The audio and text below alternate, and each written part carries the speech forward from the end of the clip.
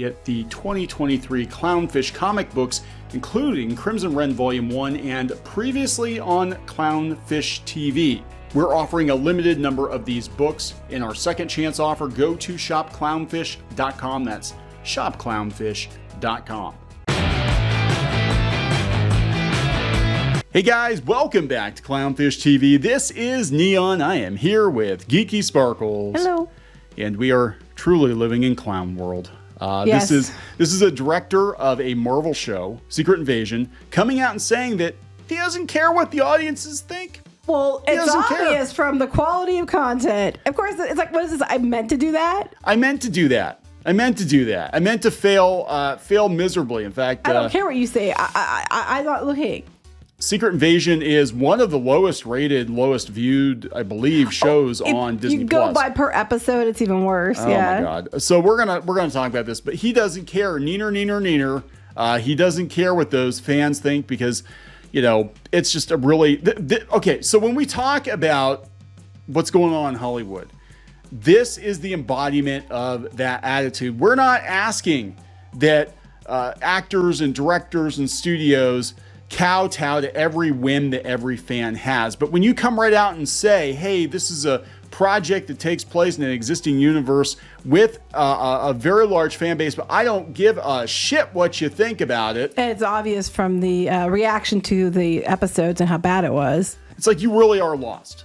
You really are lost. I mean, Disney, this is not going to score any points for you. In fact, at this point, a lot of people saying that Marvel movies are effectively dead. The MCU is effectively dead, and the Disney Plus shows are to blame for a lot of it. You know, people are like, there's too much of it. I don't think it's just the Disney Plus shows. I think there's some of the movies, like, you know. Oh, the movies are terrible, but the shows are worse. I'm going to flat out say it. Y'all backed the wrong horse, and you banked on a certain type of person who, you know, is very activist minded, and then you chased away the majority of people because the majority of people aren't alt-right, they aren't far left, they are in the middle, and they think you're full of shit. And they're tired of having politics and lessons rammed down their throat constantly, and they go there to escape, and then they can't even escape at the films because it's all about the patriarchy or in the environment or, you know, racism, you know, a phobia of some kind. And that's what these shows have become. And they're boring as hell. Yeah. And girl power. Yay. Let's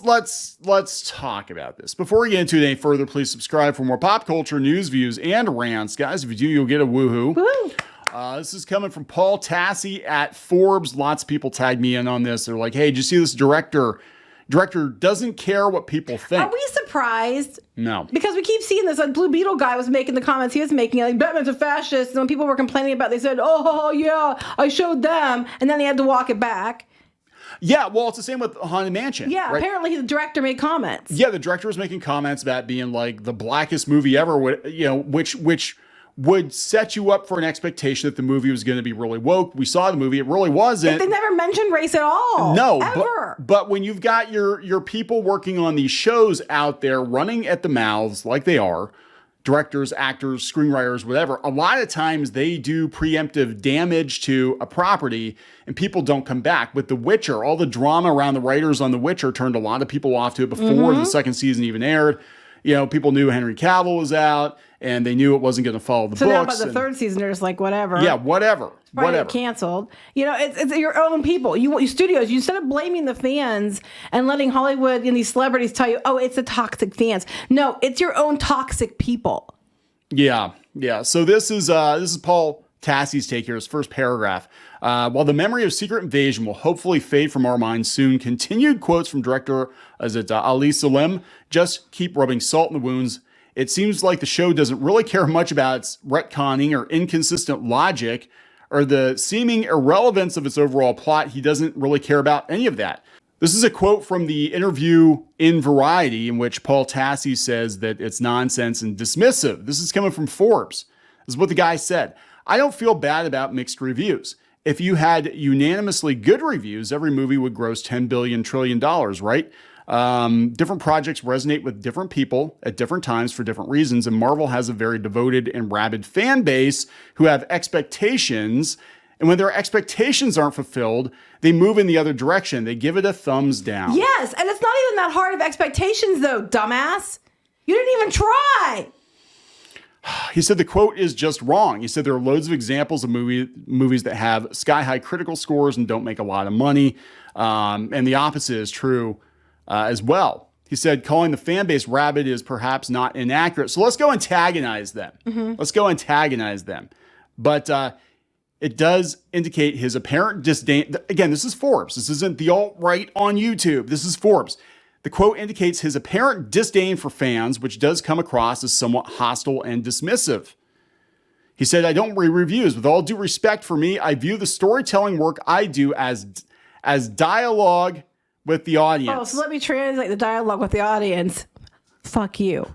That's what he's telling the audience. I don't know. Is it our job to fulfill their expectations? Yes, it literally is your job. Or our job to tell the story we're telling. It's a tricky thing. I would love it if everybody loved it, but I also don't have that expectation myself. So I feel great about the response to it. I feel great about the response to it. Everybody hates it. The media is even hating it. Even the people you pander to hate it. What is there to feel great about? You didn't please anyone with this one. I mean, gosh, you can't make this level of stupidity and out of touch arrogance up. So Tassie goes on to just talk about how bizarre the show was anyway. It retconned the MCU. It was supposed to be, they thought it was supposed to be a follow-up to, The Winter Soldier. It was supposed to be a more serious, type movie with Nick Fury, and wound up just being a goofy CGI slapfest. The CGI was not good. Again, retconning major characters. Spoiler, Rhodey is a Skrull and has been a Skrull pretty much the whole time. Not the whole time, but since sometime after Civil War, I think, or something, which is just so stupid. Just all the way around. It's just stupid. And I did watch the end battle clips on YouTube. I'm like, God, that looks bad. That looks like a CW DC show, an Arrowverse show.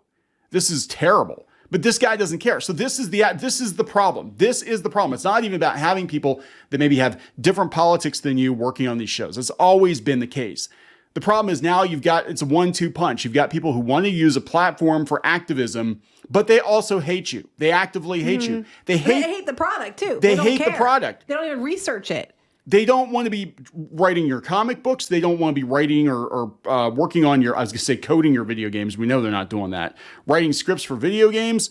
They don't want to be, writing screenplays for movies, because to them, this is all stupid, nonsensical bullshit. Until they get to do what they want to do, they're going to put their time in on your favorite stuff. And then tell you that you're the problem. Then tell you you're the problem. You're not even doing the bare minimum. I would argue with this one, like I argued with the Star Wars. There's like no plan. It's just slap that shit together, and they have too many projects out there, and Kevin Feige is not doing his job overseeing all of it. No. And then we had the She-Hulk fiasco, where basically they were joking how they bullied Kevin Feige to get what they want. Basically, I'm a woman, feminism, and to get what they want. And because of it, they have all these projects that are retconning stuff. They're out of control. They're, taking off the fans. You have people out there taking out the fans, and there's just too much. They cannot control it all. They're going to have to rein it back in to a controllable, manageable level. Otherwise, they're going to keep running into this problem. Just ridiculous. I mean, it's just a ridiculous attitude to have. This is what they need to do. That if nothing else, the strike's going on in Hollywood right now. When Hollywood comes back online, they have a perfect opportunity to put the right person on the right project, to cut back on the number of projects and be like, we're going to focus on quality. It's better to have 1 or 2 really good MCU shows versus 20 really shitty shows. And by the right person, we mean the right person for the job, who could happen to be whatever, not the right person because they have the right checkboxes. Right. Somebody who actually, look, we're going to put somebody on Doctor Who actually cares about Doctor Who. Right, somebody, they can have the right checkboxes and happen to be good at it. There's a lot of people that could do both, but you overlook them constantly. Yeah. Unless you've got, one of those DEI checkboxes, which I think is being thrown out the window, by the way. They're throwing these people overboard. But we have a lot of people that are being mismatched with the projects.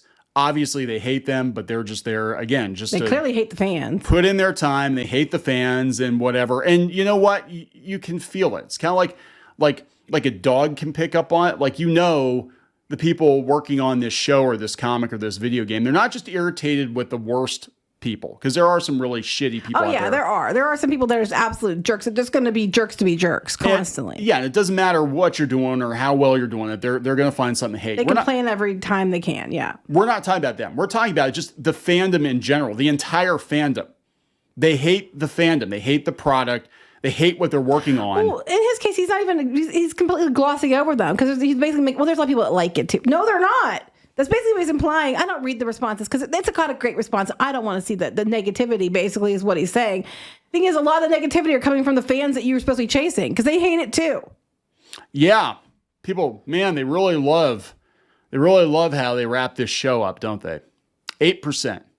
And they needed this to lead into the Marvels. Yeah, well, Marvels is dead. The one bright spot they might have is Loki season 2 because people love Loki and they love Tom Hiddleston as Loki.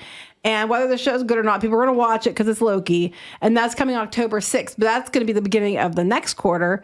And I think that they're going to be, I don't know, I think they're going to have a miss with the Marvels, but they might be able to pick up some people with Loki. Yeah. One and how many? Because they keep missing. And when is the next Marvel movie coming out?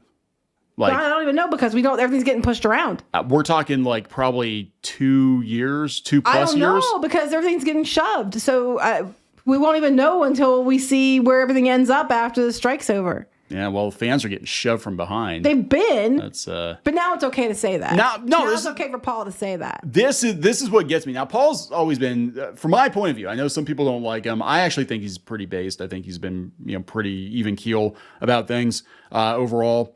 But yeah, this shows you how much things are changing, because if you said this 2 years ago, I'd be like, oh my God, the white critic on Forbes is picking on the Middle Eastern guy. He's clearly alt-right. The alt-right hates it. They're review bombing it. Wearing a MAGA hat. He literally is. He literally is. Everything. Every Republican ever is just Trump now. It's just like, because it's like there's never been Republicans before. There's never been Republicans after. It's all just Trump. When everybody's Trump, no one is, right? All right. So we're going to wrap this up. Yes. This is just a terrible, terrible. Man, written by Brian Michael Bendis. Are you effing kidding me? He wrote this episode? Apparently. Holy hell. Okay, dude, go back to comics. All right, we're gonna wrap this up. Yes. Please subscribe for more pop culture news, views, and rants, guys. We'll talk later. Bye. Help support the channel.